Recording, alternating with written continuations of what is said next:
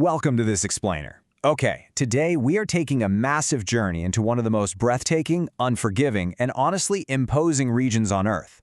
Just take in the stunning, almost otherworldly frozen aesthetic of the Himalayas that we are featuring in this beautiful anime style today. It really makes the sheer scale pop, doesn't it? But we're going to zoom out from these idyllic frozen rivers. We are uncovering a massive, newly discovered truth about their impact on our planet's survival. Let's get right into it. So here is our roadmap for today. 1. Capturing the winter wonderland. 2. The photographer's challenge. 3. Kashmir's beautiful disruption. 4. Extremes of the high peaks. 5. The Himalayas from space. And finally, number 6, uncovering the water supply. All right, starting off with Section 1. Capturing the winter wonderland, the pristine canvas. You know, these distinct regions, they offer these incredible but drastically different canvases for capturing winter magic. Like in Manali, you've got the Sisu frozen waterfall, but you absolutely have to shoot it between 7 and 10 a.m. to catch that fleeting, soft golden light before the harsh glare just ruins it. Meanwhile, over in Ladakh, you're literally standing on the frozen Somarili Lake hunting for these intricate ice bubbles trapped under 2 feet of solid ice. 2 feet!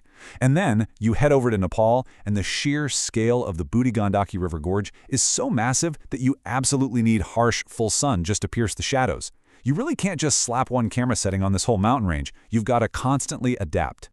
And it is so easy to see why people fall head over heels for this place. I mean, from the quiet, snow-dusted pine woods of Salang to the jagged ice blocks of Tsomoriri, the romanticized appeal of a fresh Himalayan snowfall is undeniable. It's an environment that completely turns the harshness of winter into pure art. Like this quote says, "Every snowflake here feels like a picture book waiting to be made." You can practically feel that crisp, thin air just thinking about it. But actually getting that picture, yeah, that's a whole different beast. Which brings us to Section 2, the photographer's challenge, freezing frames. Making that magic happen on camera is an absolute battle against the elements. The cold drains batteries so incredibly fast that photographers literally have to sleep with their spare batteries or stuff them in their armpits under their down jackets just to keep them alive. And no, you can't just wipe your lens with your sleeve. One single melting snowflake will instantly fog the glass, so microfiber cloths are an absolute lifesaver. Plus, the extreme dynamic range, that blinding white snow against those deep, dark valley shadows, it pushes the camera sensors and honestly the photographer's sanity to the absolute edge. But honestly, the technical stuff is nothing compared to the physical toll. Getting to these remote spots, like the tea houses below Annapurna South, is grueling. We're talking 25-mile tracks featuring thousands of punishing, uneven stone steps. You're dealing with wild elevation shifts, sometimes starting out in humid, subtropical vegetation at 6,000 feet, and then bam, you're staring at 19,300-foot alpine peaks. It takes serious, intense physical training, like spending hours on a Stairmaster with a heavy backpack kind of training, way before you even book your flight. So we've talked about the sheer beauty, and we know the intense effort it takes to capture it. But we have to ask, what happens when this stunning winter wonderland actually becomes a trap? Let's pivot and look at how this awe-inspiring snow impacts the millions of people who actually live their daily lives in the shadow of these mountains. Section 3. Kashmir's beautiful disruption, the local reality.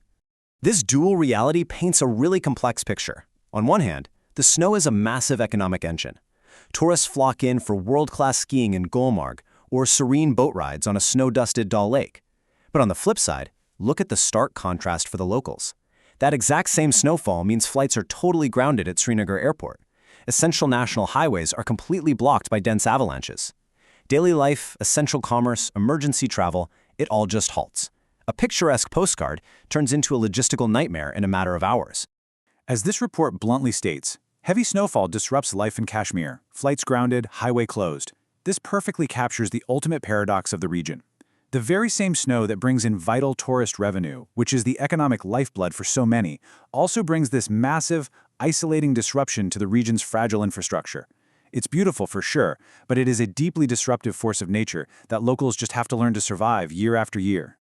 Moving on to Section 4, Extremes of the High Peaks, Peril Above the Clouds. When you push past the valleys and get up onto mountains like Everest, the word winter takes on a totally terrifying meaning. Up here, hikers aren't just dealing with fogged lenses. They are facing extreme, life-threatening weather systems. Recent reports highlight these desperate, massive helicopter rescue operations for climbers who get pinned down by sudden, violent shifts in the weather. The urgency up there is palpable. It's a stark, sobering reality check that completely shatters that romanticized view of a gentle alpine snowfall. And to truly grasp the vertigo-inducing scale we are talking about here, just look at this number, 13,300. That is the staggering vertical drop in feet of the Budi Gandaki River Gorge in Nepal, from the alpine peaks straight down to the rushing riverbed below. To put that into perspective, that is like looking down from a commercial airplane at cruising altitude, straight down a sheer wall of rock and ice. It absolutely defies human comprehension. Let's zoom out even more. Section 5, the Himalayas from space, the macro view. Check out this figure, 1,500, stretching across 5 different countries, Nepal, India, China, Bhutan, and Pakistan. The Himalayas are a massive 1,500 miles wide. That isn't just a mountain range. That is a geographic and meteorological wall of epic proportions that literally dictates the weather patterns for half the continent. The sheer size of this geological formation alters global wind currents. If you look down from the International Space Station, the true enormity of this boundary is just wonderfully clear. It physically separates the lushness of Nepal from the arid expanse of China's Tibetan Plateau. It harbors over 110 peaks that pierce the upper atmosphere at over 24,000 feet. But perhaps most importantly, from orbit, you can clearly trace these massive, slow-moving rivers of bright blue glacial ice. They carve their way downhill into the valleys below, completely oblivious to the national borders they cross. Which leads us to our final part, Section 6, Uncovering the Water Supply, the Ecological Truth. For decades, climate scientists and hydrologists just lacked accurate ground data from these super remote peaks. Satellites could only show the surface area of the ice, not the depth. But recently, there has been a massive game changer, lakebed sensors. These robotic instruments are sunk straight to the bottom of high-altitude glacial lakes to measure the true three-dimensional water volume. And the data they've sent back is astonishing. It turns out the amount of Himalayan snowfall, and therefore the fresh water stored as ice, has been vastly, heavily underestimated by all our previous climate models. So, here is the absolute crucial takeaway.